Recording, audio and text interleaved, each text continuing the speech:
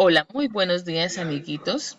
Me alegra mucho saludarlos en el día de hoy, deseando se encuentren muy bien al lado de sus familias, de sus hermanitos, de sus tíos, de sus abuelos y de quienes viven en su casa.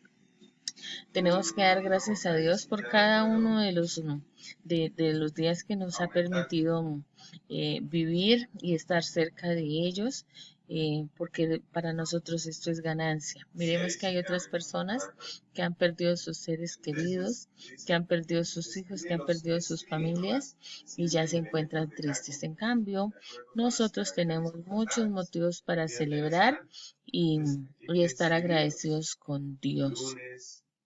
En el día de hoy, el tema que nos compete es en el cuaderno de Ciencias Naturales, eh, el tema de los seres vivos y de las funciones vitales. Entonces, nuestro objetivo al final de la clase es que podamos identificar cuáles son las funciones vitales de los seres vivos. Por acá estamos con sus compañeritos Sofía Gudelo, Kevin, Orlando Moscoso y con Jaylee Valeria y María Camila que me está hablando por aquí al ladito.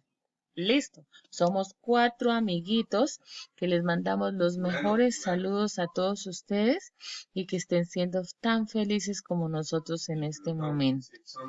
Ya sus compañeritos leyeron, pero yo me voy a permitir porque es que la voz de sus compañeritos no la graba Screencast, solamente graba la mía que estoy aquí de frente a la pantalla.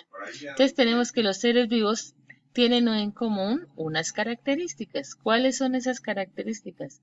Fundamentalmente están constituidos por células, o sea, que pueden tener una célula o miles de células como nosotros los seres humanos, ¿sí? Que tenemos millones de células. También los seres vivos nacen de otro ser vivo, crecen, se alimentan, respiran, pueden reproducirse, se relacionan con otros seres en el ambiente y finalmente mueren, ¿sí? Entonces esas son unas funciones básicas de nuestros seres vivos, básicas pero fundamentales. Aquí tenemos un cuadrito que nos está resumiendo este cuento que les estoy contando en el día de hoy. De las funciones vitales de los seres vivos son la función de nutrición, porque si los seres vivos no se alimentan, pues fácilmente, ¿qué pasaría? Muere, ¿cierto? Si nosotros los seres humanos dejamos de alimentarnos por más de 30 días, ¿qué pasaría, Kevin?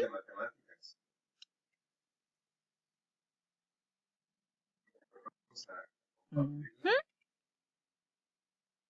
Si nosotros no nos alimentamos, al cabo de un tiempo, nuestros sistemas colapsan, se van desestabilizando hasta que al fin nosotros morimos, ¿sí? Ya dejamos de existir y allí pues se acaba nuestro ciclo vital. La función de relación. Mire que todos los seres vivos por naturaleza se relacionan con otros. Unos dependen de otros, ¿cierto? Se establecen relaciones de mutualismo de los unos a los otros, como nos sirven para poder vivir. Imagínense, por ejemplo, los microorganismos que viven en los suelos. Ellos necesitan de que otros seres dejen de pronto algunos de sus sobrantes, podría decirse, cascaritas, ¿cierto? Hojitas para poder vivir, ¿cierto? Hay un momento en que se relacionan, en que viven en esos mismos seres.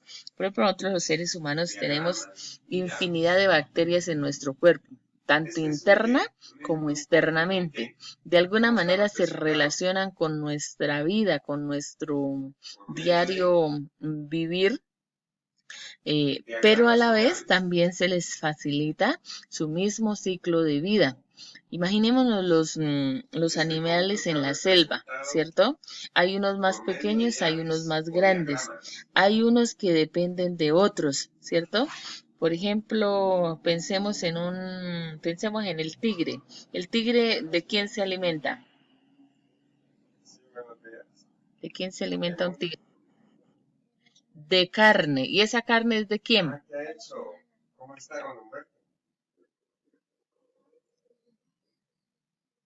Exacto, sí, señora Camila. Puede ser de otros animales o puede ser incluso de nosotros, los seres humanos. Nosotros podemos ser presa del tigre. Pero también entre ellos se establecen unas funciones, entre esos seres en el desierto, a ver, allá en su hábitat, ellos se respetan entre sí, ¿sí? Por decir algo, los pececitos eh, con otros de su misma especie, aunque están en un mismo espacio, no quiere decir que no se puedan encontrar, ¿no es cierto? Ellos se respetan sus mismos espacios. Ahora, los animales en la selva también, a pesar de que unos son alimento de otros, de alguna manera se relacionan, ¿cierto? No quiere decir que van a comer de lo mismo y van a vivir en la misma casa y todo, no, pero se relacionan como seres pertenecientes a ese hábitat, ¿sí? La otra relación es cuando ellos se juntan, ¿no es cierto? Ya vemos, entonces, ese sí ya es una relación mucho más particular, por decir algo, se emparejan, ¿no es cierto? El tigre con la tigresa, el león con la leona, la vaca con el toro, ¿no es cierto? Esa ya es una relación con una función especial que es la de reproducción, ¿sí? Entonces, mire que esas funciones de relación pueden darse de diversas maneras, ¿sí? Y ya pasando a este tema de la función de reproducción, es muy importante en los seres vivos porque si no existiera esta posibilidad, ¿qué pasaría con los seres vivos? Bueno, pues mueren y se acaba, ¿no? O sea, si el ser humano no tuviera la posibilidad de reproducirse, es decir, de dar origen a otros seres con iguales características, similitudes, pues llega el momento en que nosotros envejecemos y ya no hay quien nos reemplace, ¿no? Asimismo en los animales.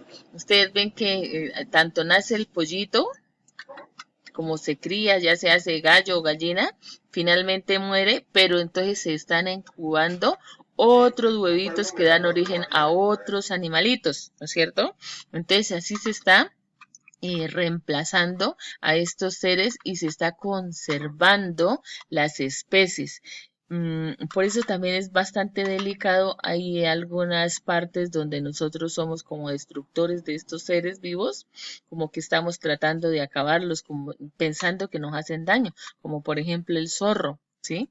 Entonces hay un momento en que esta especie se nos puede llegar a acabar y eso nos crea un desequilibrio natural. Entonces mire que cada uno de los seres que hay en la naturaleza cumple una función especial y hay que tener cuidado con eso porque si no, por eso es que las entidades que protegen los animales han creado pues como unas organizaciones que protegen estos seres vivos en vía de extinción. Entonces todos no hay que acabarlos de la sola vez, ¿no?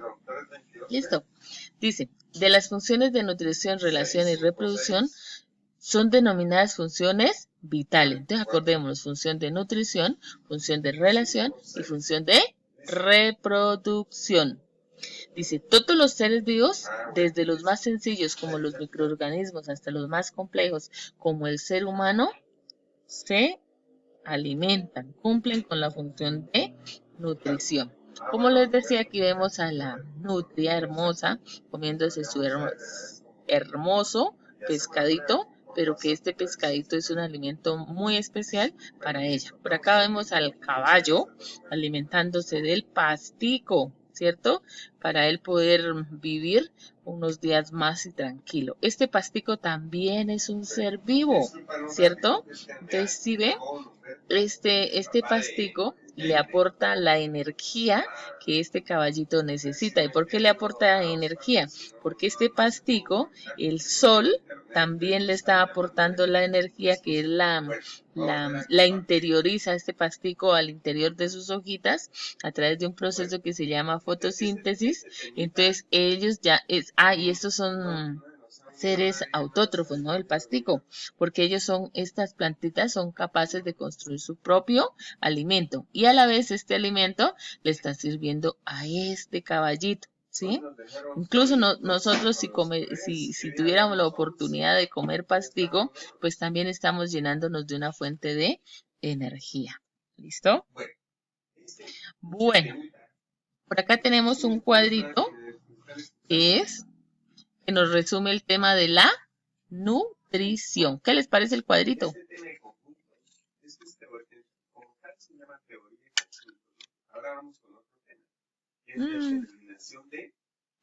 ¿Se me fue, Sofía?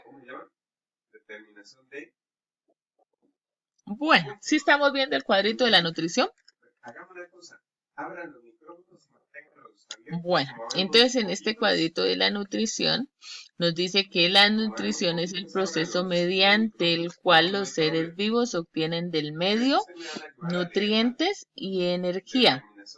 ¿Para qué son fundamentales esos nutrientes y esa energía? Ojo, para crecer, para desarrollarse y para moverse. ¿Se imaginan si el caballito no se alimentara, qué pasaría con él?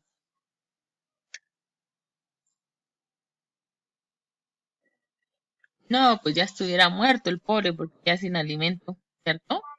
Bueno, entonces dice, y en términos generales, realizan todas sus funciones vitales.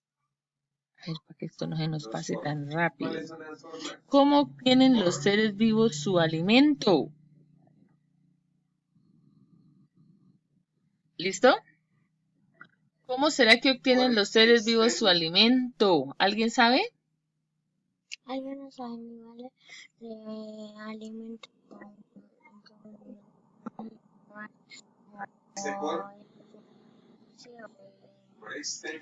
otras carnes. Correcto. Entonces dice que el medio ambiente o el entorno o el lugar donde ellos se encuentran aporta a todos los seres vivos lo necesario, ¿cierto? Para poder vivir. Sin embargo, hay unas diferencias de la forma como lo toman y lo transforman. Por ejemplo, las plantas son diferentes a los animales porque las plantas pueden fabricar su propio alimento. En cambio, los animales obtienen el alimento directamente del medio, ¿cierto? ¿Vieron el caballito que está comiéndose el pastico? Mientras que el pastico como tal, para alimentarse, solamente necesita de los agentes naturales como el suelo, como el agua, como el aire y de la energía solar para fabricar su propio alimento. A estos seres como las plantas que son capaces de fabricar su alimento se les denomina autótrofos, ¿sí? Nosotros cuando veamos ese término autótrofos se refiere a aquellos seres vivos que son capaces de fabricar su propio alimento, ¿correcto? En cambio, a los animales, que son los que obtienen el alimento desde el medio, desde el entorno, desde lo que incluso nosotros como seres humanos les suministramos, se les denomina heterótrofos, ¿cierto? Obtienen su alimento del medio, del entorno, del espacio donde se encuentran. Voy a cortar aquí porque me toca hacer una segunda grabación. Ay, Dios mío,